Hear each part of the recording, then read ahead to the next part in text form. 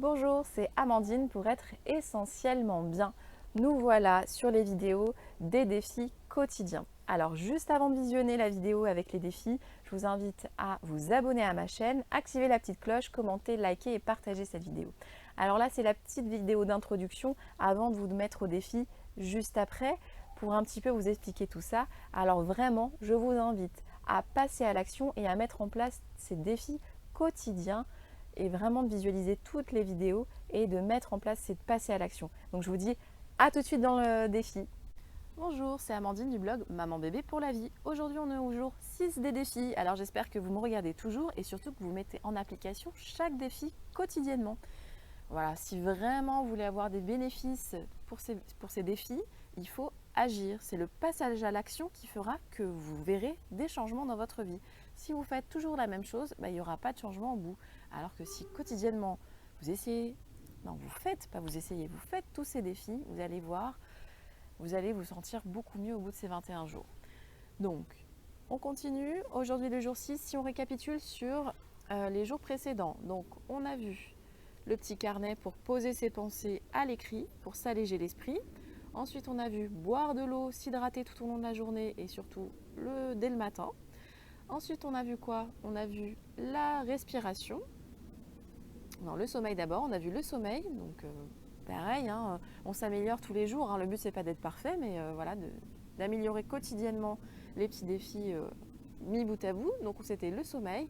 Donc, j'espère que vous avez pu apprivoiser un petit peu votre sommeil et que vous savez maintenant un petit peu mieux le temps de sommeil qui est pour vous idéal.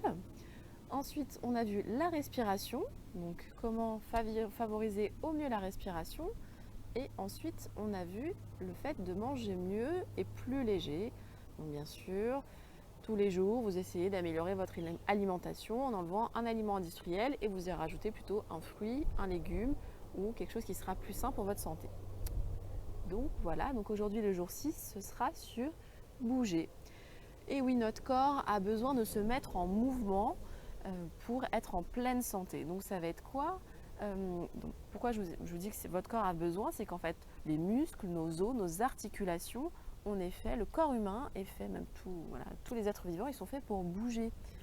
Alors certes, notre quotidien, métro, boulot, dodo, ne nous facilite pas forcément de bouger parce que si on est derrière notre bureau, derrière notre ordinateur, assis toute la journée, qu'on se lève juste pour la pause café, etc., c'est pas suffisant.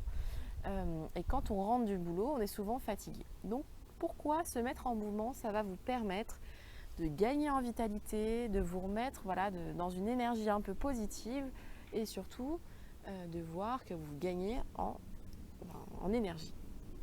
Donc ça va être quoi? Donc que vous soyez sportif ou pas, ça n'a pas d'importance. Le but c'est vraiment de vous mettre en mouvement.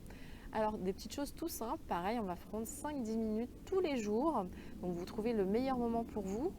Donc ça peut être par exemple si vous rentrez du travail en transport en commun, de descendre une station de métro, une station de bus avant, donc plus tôt, et de marcher le reste du chemin. Et alors là, quand vous marchez sur ces 5-10 minutes qui vous restent pour rentrer chez vous, vous respirez, vous faites le vide, voilà, et vous dites ah là là, et vous observez autour de vous plutôt que d'être là à ruminer vos pensées. Vous observez ce qui vous entoure, par exemple, si vous croisez des arbres, vous entendez des petits oiseaux, voilà, vous prenez conscience de ce qu'il y a autour de vous.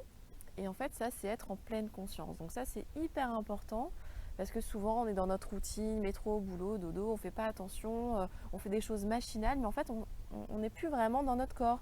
On ne s'approprie plus notre corps et notre pensée. Donc là, pendant ces 5-10 minutes où vous allez vous mettre en mouvement en extérieur, voilà, vous observez ce qui se passe, vous prenez le temps de respirer et voilà, vous allez voir que quand vous allez rentrer chez vous, vous allez être beaucoup plus détendu parce qu'en fait, vous allez apaiser toutes ces émotions de stress, voilà, ces inconforts que vous avez pu rencontrer tout au long de la journée. Là, vous repartez sur des bonnes bases, vous vous dites, ah là là, il y a du ciel bleu, il y a des super nuages, il y a des petits oiseaux, avec le vent, les feuilles des arbres qui bougent. Voilà, des petites choses toutes bêtes, mais vraiment de prendre conscience de ce qui se passe, de ce qui vous entoure. Et vous êtes vraiment là où vous êtes au moment T, à l'instant T. Voilà, vous n'êtes pas alors qu'est-ce que je vais faire à manger en rentrant, ah oui, il faut que je pense à appeler telle personne. Non, là, c'est 5-10 minutes rien que pour vous, où vous pensez qu'à vous et qu'à ce qui se passe dans votre corps.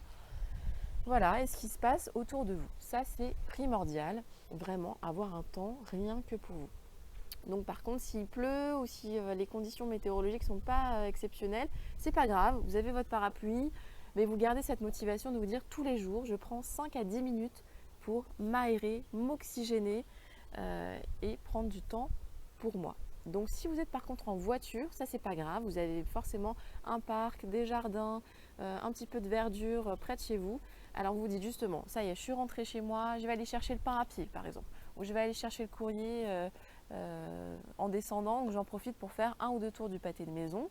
Et c'est pareil, c'est le même principe que si vous descendiez une station ou deux plus tôt que votre métro ou votre train ou votre bus.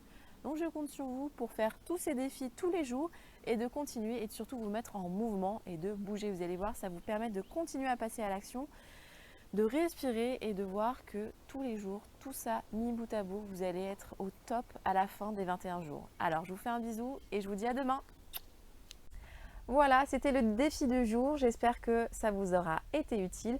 Pensez bien à le mettre en action quotidiennement, assembler à tous ces défis et je vous dis à demain. Si vous ne l'avez pas encore fait, pensez à vous abonner à la chaîne, à activer la petite cloche et à commenter, liker, partager. Donnez-moi vos ressentis sur ces vidéos et je vous dis à la prochaine vidéo. Ciao!